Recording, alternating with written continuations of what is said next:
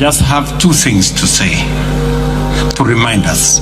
And I speak to the South African business delegation the way I do to our Kenyan business people. We are living in a continent that we have 1.2 billion people with a GDP of $2.7 trillion.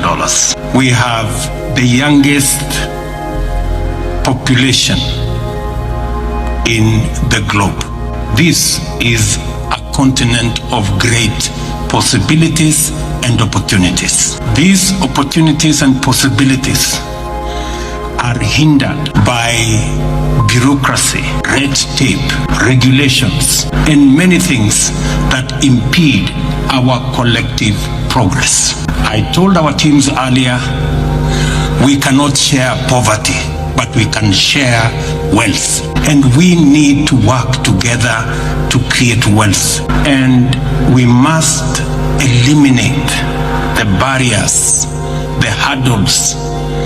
Our borders must not be walls. We must turn our borders from being hurdles to being bridges. We must turn our borders from being hurdles to being facilitative so that we can do trade, we can do business, we can make investment, and we can move people, goods, and services freely in our continent. Kenya and South Africa are struggling to export to Europe and all manner of places. And yet, there exists market and opportunity in Kenya and South Africa.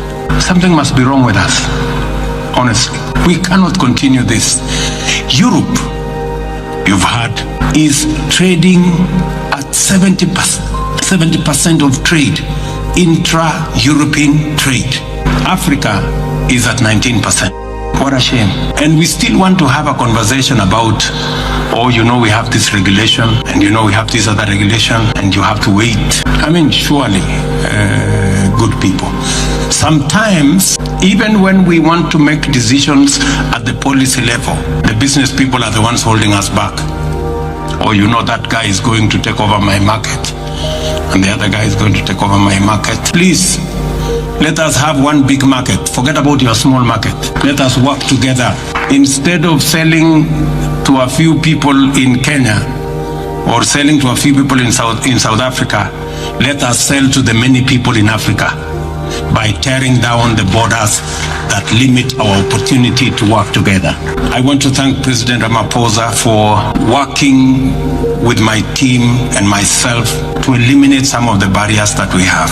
Our ministers have instructions that South Africa and Kenya are in one neighborhood, and South Africa and Kenya hold the potential of unleashing the opportunities in our continent by working together. Combining the experience, know-how of the South African people with the agility and the innovation of the Kenyan people. The limit is the sky. There is no limit. We have limitless opportunity by working together.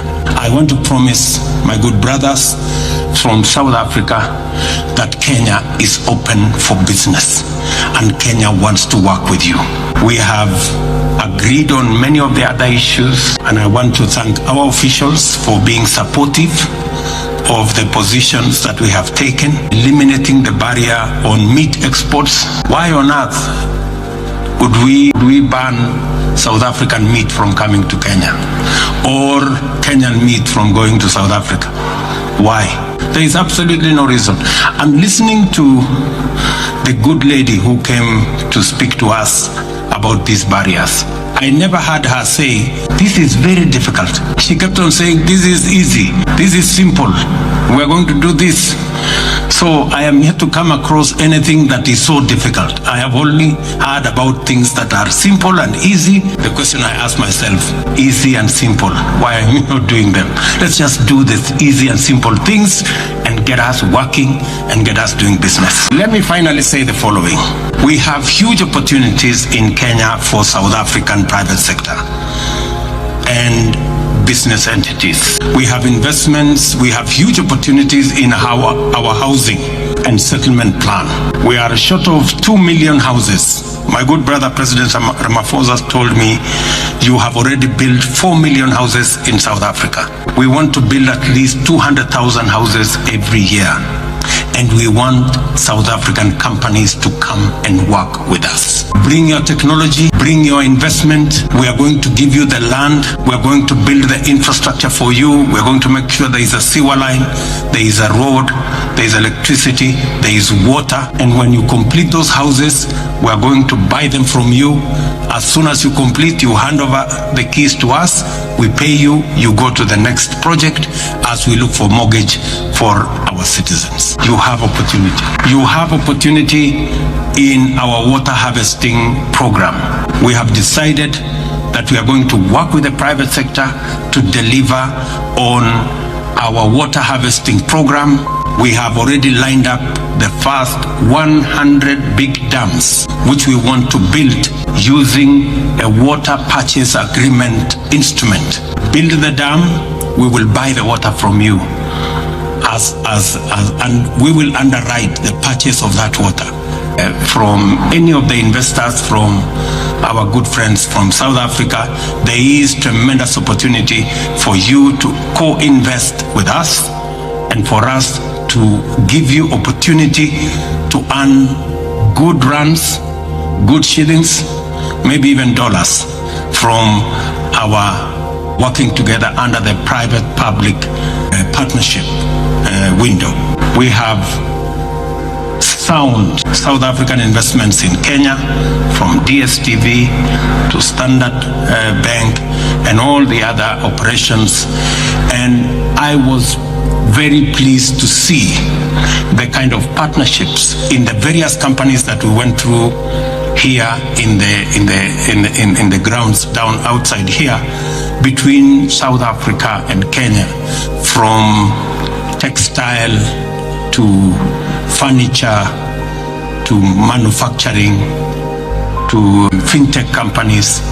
And I want to tell you that South Africa and Kenya hold the key to unlocking the possibilities in the continent of Africa. We need to work together. And between me and my elder brother, I want to promise you that we are going to open doors for you, not just in Kenya, not just in South Africa, but in the continent of Africa, so that we can leverage on your expertise, on the resources you have, to open our continent and to unlock the potential of wealth in the continent of Africa. I want to persuade you that this is an opportunity like no other. This is an opportunity of our lifetime. And even in the face of the challenges that we face with climate change and all the other attendant droughts, floods, famine, we can still position our continent not just as a victim of climate change, but actually as a place where we can play a role in resolving the challenge of climate change. We have enormous resources in the green energy space. We have huge opportunities from our young people and the natural resources we have in this continent. The opportunity is beckoning for us to work together, and it starts somewhere. And I want to pledge that it starts with South Africa and Kenya. Thank you very much for listening to me. It is now my very humble duty to request His Excellency President Cyril Ramaphosa to be able to make his remarks. Mr. President.